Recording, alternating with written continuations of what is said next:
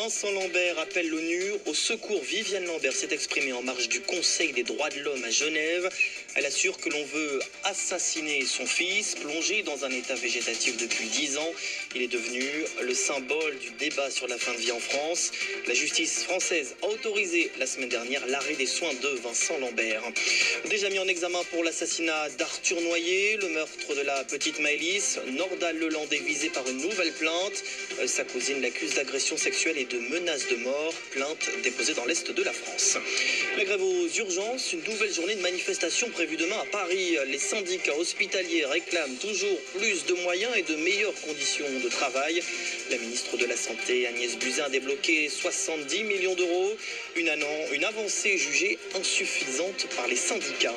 Après les mathématiques et le français aujourd'hui, l'histoire géo et les sciences demain, c'est le brevet en ce moment pour plus de 800 000 collégiens. Des syndicats avaient appelé à la grève de la surveillance, mouvement très peu suivi. 0,53% des enseignants en grève seulement à la mi-journée selon le ministère de l'Éducation nationale.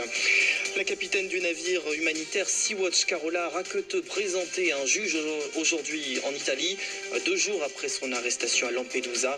Interpellation pour avoir accosté de force sur l'île afin de débarquer 40 migrants.